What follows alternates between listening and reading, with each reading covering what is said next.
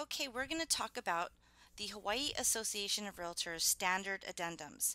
In another video, I will cover the Elite Pacific Properties standard addendums because they are very different. They should all be on the Zip Forms program. So if you are looking for any of the addendums, like for example, I am in Zip Forms right now, you would go over to this library, select library, click the down arrow, and you'll see three different libraries in here. And we'll cover this too under a Zip Forms class, but I'll just show it to you here. The first one is the Hawaii Association of Realtors standard addendums, and you'll see all of the addendums that you could possibly use that HAR has provided in the Zip Forms program. If you were to go to the Elite Pacific Properties button there, that would take you to all of our Elite Pacific Properties standard addendums. And then there is one other library in here which has nothing to do really with a purchase contract, but it's the Honolulu Board of Realtors Library of Forms, which is where you would go to get your single family homes, condo profile sheets, except for right now, today is April 5th, 2014. They are not updated, so do not go in here and use them until you get word that they have been updated. As you notice here, it says 9/11. This is the last year that it was updated, and if you go in here and you see anything with the 2014, then you know that they have been updated. But all of these are old, so just thought I'd point that out since I'm here. Okay, so the first addendum we're going to cover is the as-is condition addendum. And this is an interesting addendum because it really is just a tool. It's not a contractual agreement, really. It's mostly this addendum here really sort of explains what is as is. What does it mean? And when a buyer provides this in a purchase contract, what they're telling a seller is, I agree to buy this home and as is condition. And a lot of times this gets a little bit confused with either buyers and either sometimes even agents will get this confused, is that this is a contractual agreement to buy it as is. And that really isn't the case because there is a section in the contract called J1 home inspection. During that period of time, a buyer has the opportunity to do the due diligence period of doing his inspections. If for some reason you go to a showing, you see the house and it looks beautiful and you want to put an offer in, and you feel the need to put an as-is addendum to your contract to make your offer a little bit stronger, and later during your inspection period you find something horribly wrong with the house that's going to be very costly for you to fix, and you have told the seller that you agree to buy it as is, that does not mean that you do not have the right to ask for something to be remedied or repaired. The as-is addendum really is kind of an initial contact with the seller to say, I saw your house. After what I've seen, I agree that I will buy it in the condition that I see it in. And then there's that other section of the contract that talks about the J1 inspection period, where if there's anything that you feel you want to be fixed or repaired, you can ask the seller to fix those things. Now, he doesn't have to agree to do it, and that's when we get into the whole J1 inspection period. And if you go back and listen to a video that I did on the inspection period, you will find that there is a period of time that you have to do your inspection, and if you choose to cancel, you need to do it within that period. The as-is makes no difference to this section. Buyer will still have the right to do his due diligence and cancel should he need to. And that's the whole reason for the J1 anyway, because maybe when you did your showing, everything looked hunky-dory, and then later when you did your inspection, the inspector uncovered this, terrible thing, and that's going to make you change your mind on buying the house. Now, sometimes sellers will say, hey, you signed that as-is addendum, and, you can't come back now and ask me for repairs, and that's simply not true. Don't let anyone tell you that.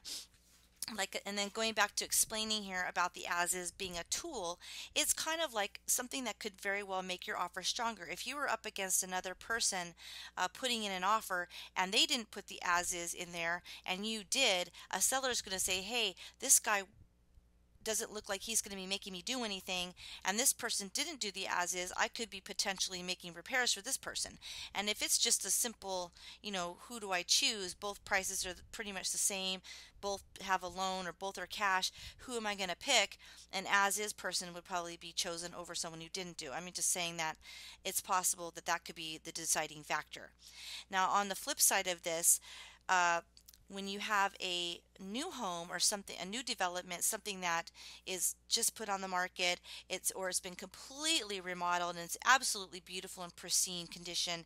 If you were to put an as is addendum in your contract, the seller's going to be like, "Of course it's as is. Are you killing? Are you kidding me? Of course it's as is." I mean, this is just crazy that you would even add that in there. That would be something like a common sense type of a situation. You wouldn't really need to do that, especially when the as is a tool for negotiating anyway. You really wouldn't want to do that.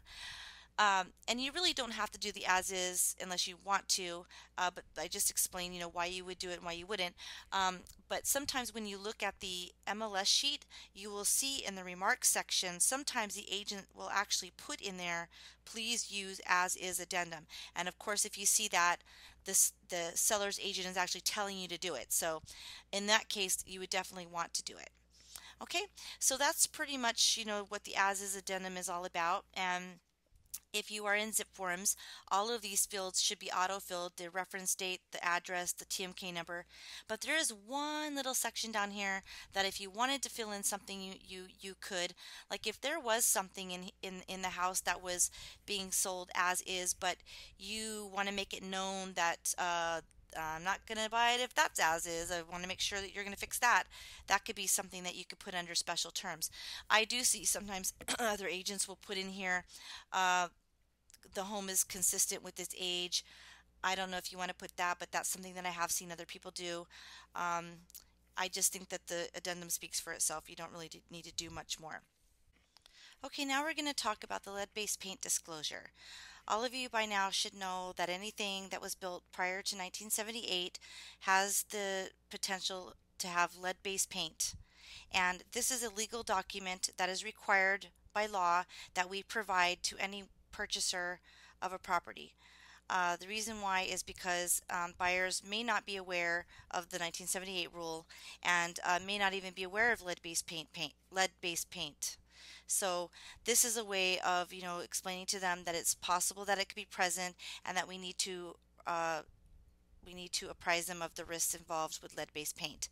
Now, another thing that is really important to provide to your buyer along with this disclosure is a copy of the lead-based paint pamphlet, because in this document it will say, have you received, or that I have received a copy of the lead-based paint uh, pamphlet, and they would have to initial for it. So if you don't give it to them, they might be asking you, why aren't you giving this to me? And by law, you need to provide that pamphlet. And that's somewhere you can go to the Elite Internet site. You can go and get that there. It's called the lead-based paint brochure, and you would just print this out, take it with you to your signing appointment with your client, or you could just attach this to the DocuSign when you send it over, and make sure that you do let your client know that you're sending these things, because sometimes they don't see it and want to make sure that they see it.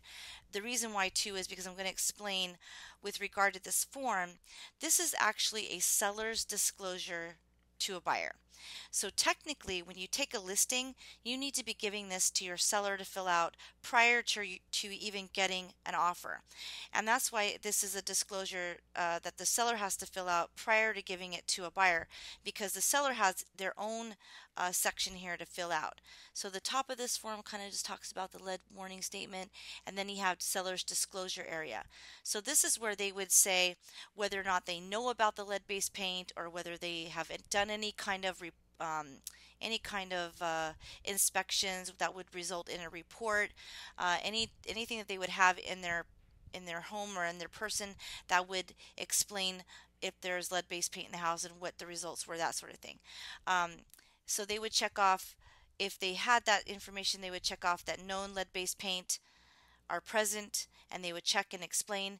If they had no knowledge, which is almost always the case, most sellers will say I have no knowledge, and they would just simply check this box.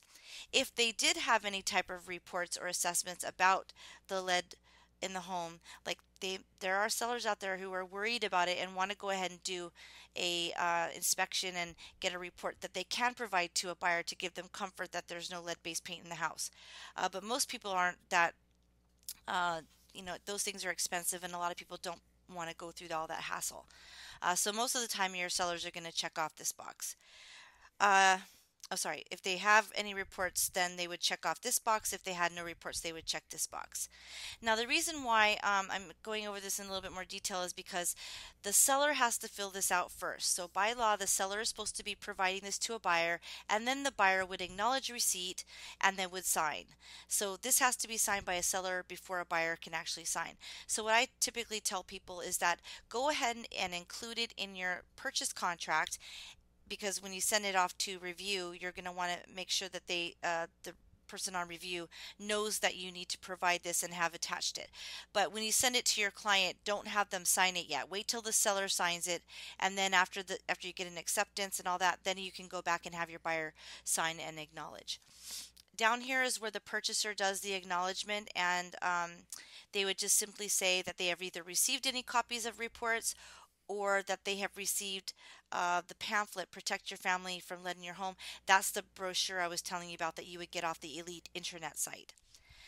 Now down here is really important too, to make sure you cover with your buyer, is that they have the opportunity to do any kind of assessment of the lead-based paint in the home.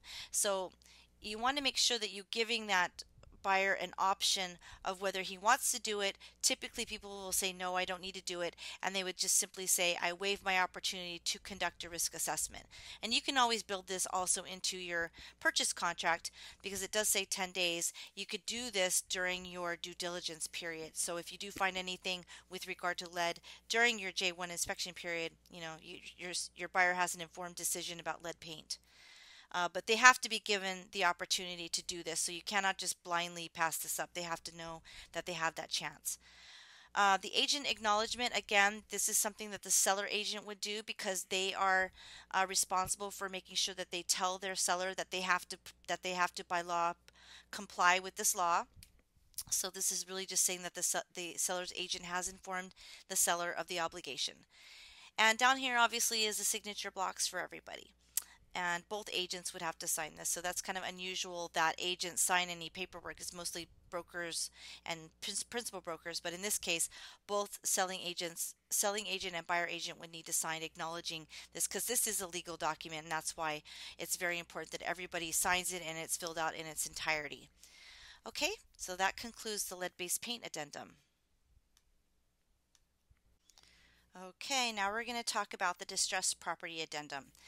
Typically what I do before I go over this is I like to, when I'm running an offer for a client, and or even when I'm investigating the property, research, whatever, I will go into Realist and look at what the seller owes on the property. I'm sure all of you do that when you're deciding, what you're going to make it the offer on. But another reason why I like to look at the mortgage on file is that I want to see if they're in a distressed situation. A distressed situation would be if the list price is and the mortgage that's on file, the difference between the two is very small. So for example, if you've got a $500,000 mortgage and you've got a $600,000 price, and whatever you make your offer on, or whatever you end up agreeing to, there's a very small margin there for realtor fees, closing costs. You don't know what's going to appear on the title report. Could be a lien on the property, we don't know. But if it's a very small margin, I always like to include the distressed property addendum, because this is a protection document for a buyer and for all of us realtors. Because if that property were to go into a distressed situation and go maybe possibly into a short sale situation, the buyer needs to know that they have rights to cancel if they don't like what's happening with the bank taking over, or if they want to write certain things into the contract, they need to be in a position of being able to amend the contract. Instead of being locked into this, they want to make sure that they have their rights of canceling if they need to. The other thing is too that we want to make sure that us realtors are not deemed distressed property consultants. We are not in the business of dealing with mortgages, helping our clients pay off mortgages and that sort of thing.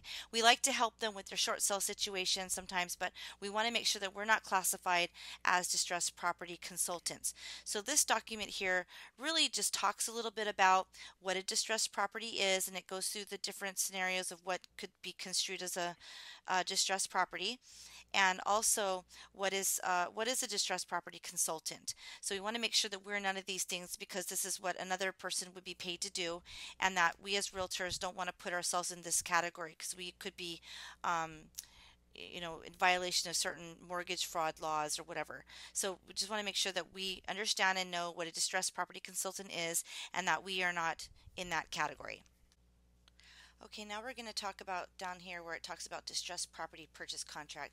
This is really just a disclaimer that if the property were to become in a distressed situation, like let's say the seller had not paid, for several months, and now he's being put into a foreclosure situation, or is maybe now in the position of having to do a short sale, something that has happened after you have an acceptance on your contract. This talks about the seller's obligation to provide notification to a buyer that that's happening. That way, if it does happen, that the buyer would then have the right to decide whether they want to continue with the contract, or if they want to then move forward into a short sale position. This could seriously affect a buyer. That's why we're doing this addendum here, because should something happen with the property going into a short sale situation, the buyer needs to be able to cancel, because there are certain time frames involved with a short sale that could take an additional 3 months to 6 months to complete, and a buyer may not be in the position to either want to do that, or maybe can't do that because of loan interest rate lock, or maybe they wouldn't qualify for a loan if they had to wait another 60 to 90 days. So in that case, that's why the seller would need to provide some sort of notice that this is happening, and then the buyer would then be able to respond accordingly. So again, this distressed property addendum is really only in the case of if you feel that the property could go into a distressed situation, or if it currently is in a distressed situation. And like I said, you don't really need to use this if you've got a perfect scenario where it's like a $500,000 mortgage, and the property is worth $1 million. So in that case, you really wouldn't use this document. But I just feel like I've explained when you need to use it and what it's for. Okay, and then of course down here is all the signature blocks. So that concludes the addendum for the distressed property. Okay, now we're going to talk about the FHA Addendum, and it's really very simple and quick. This is a document that is required on all of your purchase contracts if your client is getting an FHA loan. It's a very simple form. You fill it out like anything else, and then the only real thing to know what to fill in here would be obviously the purchase price. So the purchase price would go here, and obviously buyer seller would sign, and then down here the FHA requires that the real estate licensees fill out this real estate certification portion. So down here needs to be signed by buyer's agent and seller's agent, and that's pretty simple. So make sure that if you do have an FHA client, that you include this in your purchase contract. Okay, now we're going to talk about the plain language addendum, and this document really depends on how you feel about it. It's not a requirement to use. In fact, I don't see a lot of people using this very often, but if you have unsavvy buyers, maybe first-time home buyers, buyers that are not all that comfortable with the legal jargon within a contract, it would be nice to put this into your contract just so that your client can look it over, and if they didn't understand something within the contract or terminology, this will help with definitions of certain language within the contract. Not sure exactly why it needs to be signed, but maybe if you're an agent, it would protect you that you did give this to your client, that they can't come back later and say you didn't explain these things to me. Maybe that could be why you need to sign it. But this could be very helpful if you had clients that were not that familiar with legal jargon and would maybe possibly need to know the definition of certain things. So this is a very simple document, and it's up to you if you want to use it. It's not necessary, but if you do have that situation, it might be good to add it.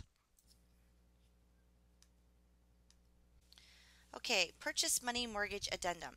I'm not going to cover this in great detail. I'm just going to sort of explain what a purchase money mortgage is and why you would need to use this addendum. Uh, a purchase money mortgage is a situation where the buyer maybe possibly cannot get a loan, or maybe doesn't like the interest rates and wants the seller to do the financing.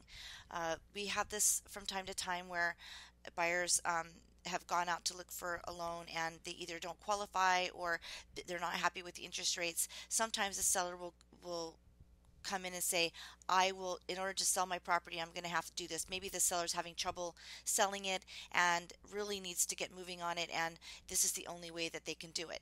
The only problem for the seller in this regard is that he doesn't get all of his money up front. He's going to have to do, it's kind of like a payment plan type of a thing. So let's say, for example, it's $1 million property and the buyer only has $200,000 to put into the property, and the seller will finance the rest. The purchase money mortgage addendum pretty much dictates all of the terms with regard to the financing. So you got to think of it as if the seller is the lender. The seller is going to lend the buyer the money to buy the property. Now, as with any loan, you're going to work out interest rates, a monthly payment, and then a term, like how long is it going to be for. Sometimes it could be for 5 years, 10 years, whatnot. All of this boxes here is what you would fill in with all that information. And just like with any loan, credit checks are going to be done, and that sort of thing. Well, anyway, this form just sort of dictates what the terms are going to be for the purchase money mortgage. Now, once this goes into escrow, this purchase money mortgage will then go to the attorney who will be drafting the note for the seller and the buyer. And this addendum will help that attorney with plugging in the right information. So it's just sort of like a kind of like a cheat sheet, if you will, to give to an attorney to prepare the actual legal binding document that will be recorded with the Bureau of Conveyances. Now, with the purchase money mortgage, the buyer will get title of the property. So it will record with the new buyer's information, and then what happens is the seller becomes the lien holder. So the title report would then show that the buyer owes the seller the money, and then there's the legal binding documents that get recorded and everything at the end. But again, this addendum is something that would be sort of like a cheat sheet on what the terms are going to be, how long is the term of the loan, at what interest rate, monthly payments, late fees.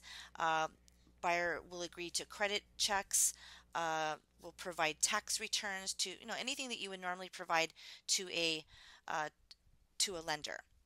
So that's pretty much what this is. I'm not going to cover it completely. I will leave it up to you to figure that out. Or if you have this situation, a lot of people don't have the situation very often, but when you do have it, you're probably going to want to sit with your broker or maybe someone else that you're working with in the office to help you go through this. And we have people that can help you. Okay, that concludes the purchase money mortgage addendum. Residential leasehold property addendum. Okay, this is the document that you will use if your buyer is purchasing a leasehold property. We want to make sure that we include this document because it defines what a leasehold property is, the terms of the lease, and if you look down here, it'll tell you all the definitions here. So it can be sort of confusing, and this is something that's a little extra with regard to condo docs, because there will be leasehold documents that come along with purchasing a leasehold property. So in addition to the huge stack of condo docs that you normally get when you buy a condo, you're probably going to get another stack of documents with regard to the lease. So in here it talks about definitions so that one is not confused about certain language within these documents. And then it talks about the law, and then down here it talks about the disclosure. So as if you were buying a normal condo, you're going to get a RR 105C, which is the disclosure for the building. Well, this would be a disclosure for the leasehold. portion of it. So there's three boxes here, and one is that you will receive the disclosure later, which is very typical. You'll probably always check this box, that you will get it within like 10 days. And if it takes longer, then you might want to make a note of that in the contract, but typically it'll take about 10 days to get. And then, of course, if the disclosure is made available to you upon acceptance, then you would just, or sorry, not upon acceptance, but at the time that you're writing the offer, maybe the seller already has the disclosure and gives it to you, then you would just check the item B. And if there was some other situation with regard to getting the disclosure, you would explain it here. And that's pretty much all you need to do there with the leasehold property addendum. But again, this is something that you must do if your client is purchasing a leasehold property. Okay, this is the fun addendum, the short sale addendum to the purchase contract. This is the addendum that you will use when your buyer is purchasing a short sale property. And of course, you put all the information about the property here. And then the first section we're going to talk about has to do with the acceptance date. Now, although you may have filled out your purchase contract and submitted it to the seller still needs to get an acceptance from the short sale lender. So if you read here, it says buyer and seller agree that the time frames in the paragraphs checked below that are measured from the acceptance date in the purchase contract will begin upon seller's written notification to buyer that approvals by all lien holders have been received and approved by seller. That means that once the lien holders and the short sale lien holders approve of the price and the terms of this contract that you've submitted, then the seller will let you know that that has happened, and then all of the contingency timelines in the contract will begin from that date. So let's say today you were to submit a purchase contract and the seller accepts it today. Today would be considered the acceptance of the purchase contract, but then all of the dates within the contract that have a contingency timeline would be derived from the acceptance a date of the lien holder's approval. So they wouldn't start from today, they would start from probably like 2 or 3 weeks from now, whenever they do approve of it. So like for example, you wouldn't want to start your home inspection period of time, let's say your time frame is 15 days, you wouldn't want your home inspection to start today and then it be up in 15 days and you still don't even have an approval by the lien holder. Your buyer will have spent $500, $600 on the home inspection, and then later it may not even be approved by the lien holder. So all of these items here should start once that happens. Then it becomes a fully binding contract, and then you can move forward with all of the things that you need to do because it has been approved by the lien holder. So you can check off whichever you feel is necessary. I would probably assume that all of these things would be checked, but depending on your situation, you might leave something unchecked. But all of these have contingency timeframes within the contract, and I would say all of these should start upon the time that the lien holders have approved everything. Now, this second section here, initiation of short sale with lien holders. This is the period of time that you want to make sure that the seller, if he hasn't already done so, initiate a short sale.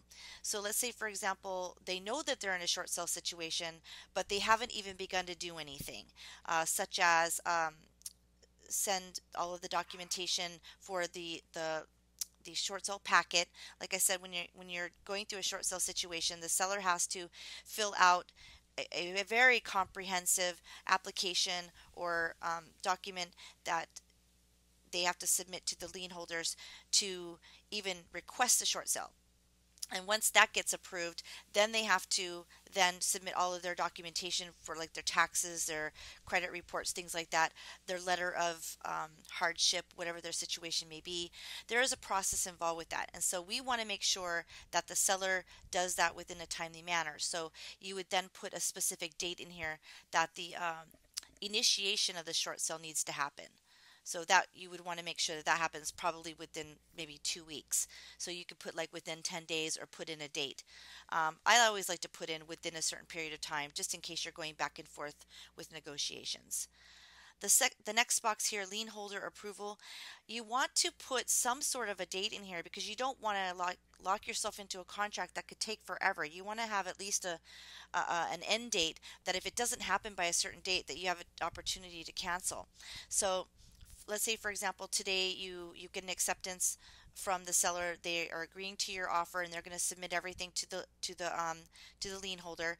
You want to make sure that you get the approval by the lien holder within a certain period of time, and that period of time is probably needs to be discussed with your buyer. How long are they willing to wait? Because if they're ready to buy something now and they don't want to wait a month, then maybe this property isn't worth it, because there's probably no chance that a short sale will be approved within 1 month. It's almost always going to take about 3 to 6 months. So that buyer has to be a patient buyer. If your buyer's not, then you might want to move on to something else.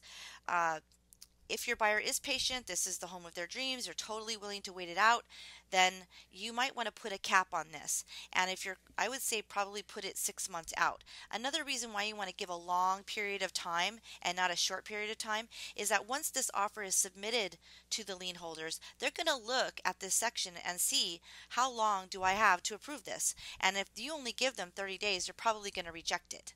So keep in mind that the lien holders are going to be looking at this date as well, and you might have just shot yourself in the foot if you put a very short time frame on here. You want to give them enough time that they can do their due diligence on their side with this property so that they can accept everything. So I would say probably 6 months would be the best. If you don't feel comfortable with that, maybe do 3, but definitely somewhere along the 3 to 6 months range for them to be able to do their job. But then again, if you have a really antsy buyer and he doesn't want to wait and he just wants to try his luck, then whatever date you feel is good, then you can put that here. But just keep in mind what I said about the lien holder looking at this date. You need to give them some time to do this, and they don't really care. Their job is if you're working with Wells Fargo or you're working with one of these big banks, they take forever, and they don't have that sense of compassion for us or the seller. They just need to do their job, and however long it takes to do it, they don't really care. So you're not really dealing with the compassionate uh, entity. You're dealing with bankers and people like that. So my advice would be to try to give them as long as possible, and if you choose to do a short period of time, keep in mind what I said about that they're going to be looking at that date. Okay, and then the rest here just kind of has the disclaimers here about everything else. Good to read over when you have time. And that concludes the short sale addendum of the purchase contract. Okay, now we're going to talk about the standard oceanfront property addendum. This is the addendum that you will use if you have a buyer purchasing oceanfront property. This would include, it doesn't have to be a sandy beachfront or rocky beachfront. This could also be for homes that are up on a hilltop that is actually fronting the ocean. Also, anything on the marina. So a lot of times when you're purchasing a marina front home, you're not really thinking that it's actually ocean. So even though it's on the marina, you still want to use the standard oceanfront property addendum. Uh, okay, so starting here with the first section here. And by the way, this document will probably be changing. So where you see here it says for release 11/13, if you happen to go onto your zip forms and you notice that this is a different date, the oceanfront property addendum may have changed. So I'm going to cover some of this, but some of it may have been omitted on the new document. So the first section here talks about where it fronts. It's a state designated agriculture conservation. Most of the time it's going to be urban. And what is the county zoning? You're going to want to put that in there, which you would get from your tax records. And then down here we talk about flood insurance. What's the flood designation? You're going to want to put the flood designation code here, whether it's AE, it's almost always going to be some sort of flood zone area. And then G talks about state certified shoreline surveys. If your buyer is buying something on the water, it's very important to have a shoreline survey. They're very expensive, they take forever to do, and if you don't get this from the seller at this moment, then you're probably going to want to do it later. And if you do end up doing it later, you could be very unpleasantly surprised by what you find in the shoreline survey. These things could include erosion, when the beaches kind of what the setback is from the beach. If you don't get all of that information from the get-go, you could be very surprised later to find out that you may not be able to build a pool or do something with your land, that the setback is so far. And where does that setback begin with regard to the water line? So shoreline surveys are very important. So this is the section where it talks about whether the seller is going to provide it. Um, so you would check state certified shoreline survey to be ordered and paid for by seller. I would definitely recommend doing that.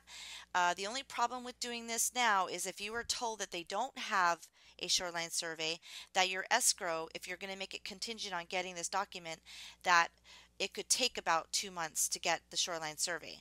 So just keep that in mind, that although it's very important to have, it could take a long time to get if the seller doesn't already have it. I mean, I'm telling you, if you take a listing on it's an oceanfront property, get that seller to do one because it's very important. It's a huge disclosure item, and there are lots of surprises with oceanfront properties. So definitely try to get that. If you feel confident enough that you don't need to get that, then you can just leave it blank. If you want the buyer to go ahead and pay for it, that's fine too. I'm not really sure how much they cost. I'll probably guess and say it's probably triple the cost of a regular survey. A regular survey runs about $600 to $800, so anywhere from $1,500 to $2,000, I would say, because they do have to have specialized people come out and do surveys. Not all of regular surveyors come out and do oceanfront surveys, and this also has to go through the DLNR also, which takes time because they're always backlogged. So that's always important to know. Now, if there's any specific terms, special terms that you feel need to be added here, this would be the section for that. If you are working with a marina front property, you will probably not need a shoreline survey because it is marina front usually I can't find the word, but is on the Hawaii Kai Marina Association, and they have their own association. So you probably wouldn't need to do anything like that with marina front property.